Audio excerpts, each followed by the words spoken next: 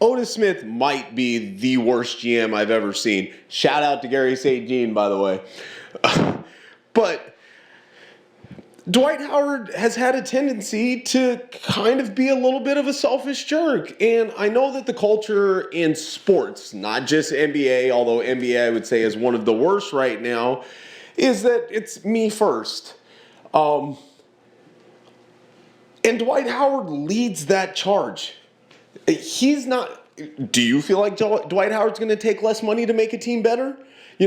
Say whatever you want to about Dwayne Wade, Chris Bosh, and LeBron James and the whole collusion thing. Those guys took less money, and look at what we're watching right now.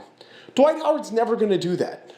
Dwight Howard's going to be the highest paid player on his team by a significant amount, and if that team is the Milwaukee Bucks and he's playing with a whole bunch of guys whose names you can't pronounce, he's okay with that as long as he's the man.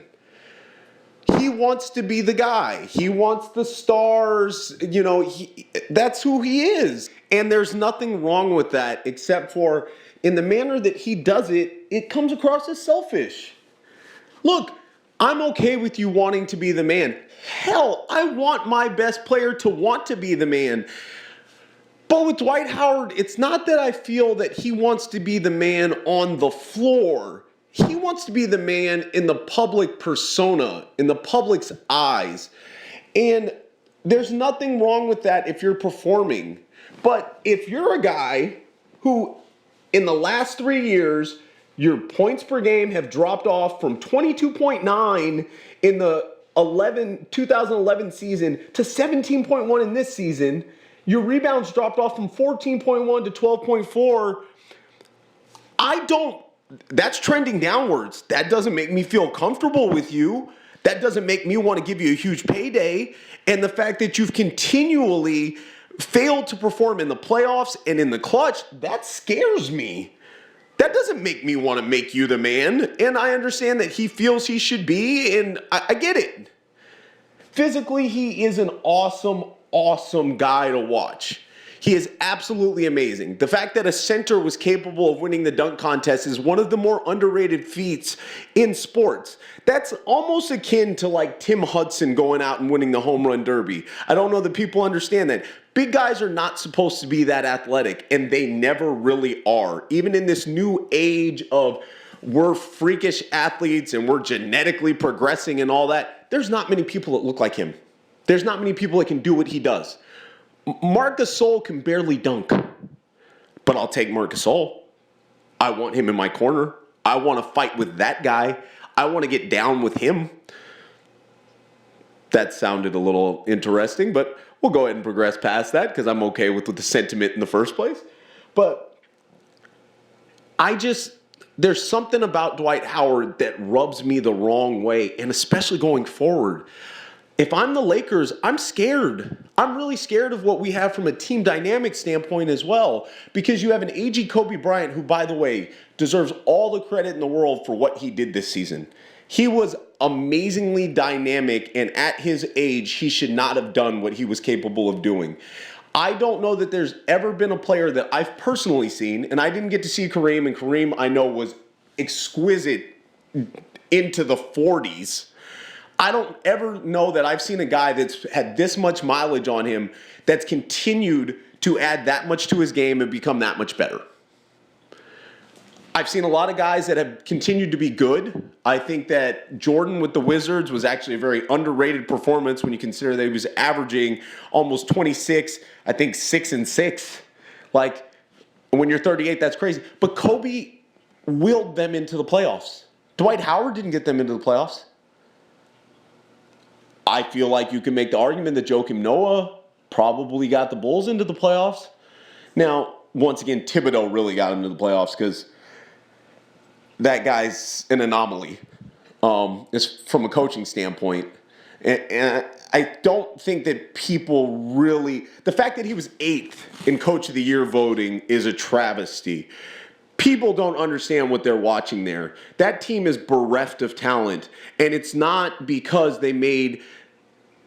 I think that Gar Forman has done an amazing job continually finding these guys that one-year contract, Nate Robinson, Bellinelli, They find these guys that perform for them at this amazing level, but the injuries that have besieged them, the contracts that have hurt them, the Richard Hamilton, the Carlos Boozers of the world, they just keep plowing through. They don't care. Next man up. That's their policy. If I was the Bulls, I don't want Dwight Howard, though. I don't think that he's in the next man up policy. I don't think that they win 45 games with him. I want Marc Gasol. I want Joakim Noah. Those are the guys that I want to go to battle with. The guys that are going to play hurt, they're going to make other teams better. Do you realize that Dwight Howard actually led the NBA in turnovers? How does that happen with a guy that's not a primary ball handler? What does that say about his decision making? Whereas those other two guys, I can put them at the high post. I can dictate my offense through them. They're going to make every single guy better. Tony Allen's going to get 6 points per game on back cuts when Kevin Martin isn't paying attention because Marc Gasol is passing out of there. Dwight Howard doesn't even know what a back cut is. I think I've hammered home the point enough. I think I've made the argument enough. I know a lot of people aren't going to agree with me. I'm not beyond believing that Dwight Howard still has the potential to be one of the best we've ever seen. But what I am beyond believing is that he's going to mature to the level where that matters to him. And that matters to me. If he doesn't care, what's that going to say about how his teammates are going to perceive him every day? When I have to hear him in interviews say the thing he says, I don't want that guy leading my charge. I don't feel comfortable with that. I'm going to pay him too much and have to deal with too much of a headache for what he's going to do. If I have to pay Joakim Noah, or we can even talk about lesser guys. If I have to pay a lesser guy, look, I'll tell you what. I know this can be controversial, and I don't mean it completely. I'm caught up in a little bit of the moment. But if I can pay DeAndre Jordan $8 million a year, which is probably less than what you're going to end up paying. He might make less than that now. I don't feel like looking that up. But if I can pay DeAndre Jordan $8 to $10 million a year to do what DeAndre Jordan does, and then I can add an additional power forward for another $10 million a year, instead of paying Dwight Howard $20 million a year, I might do that. I might feel comfortable with that. Defensively, he's as imposing. On the boards, he's not far off. I'm not necessarily high on DeAndre Jordan, but I think he's trending upward, and I think Howard's trending down, which is weird for a guy caught up in the prime of his career.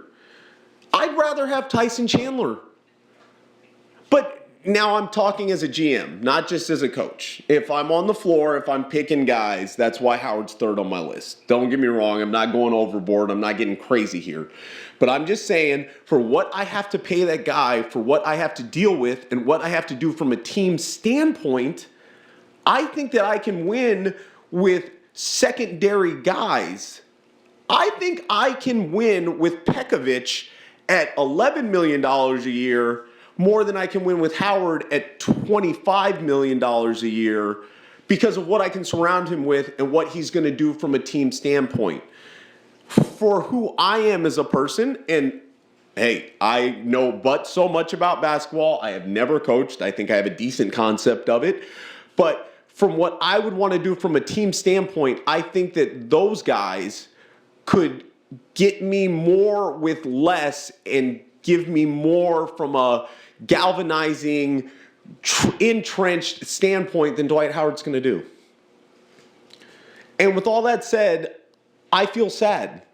I thought watching Dwight Howard, when he first entered the league, I was going to be able to say that I saw one of the most freakish athletes and best centers to ever play the game. And at the end of the day, I'm half right. He was a freakish athlete.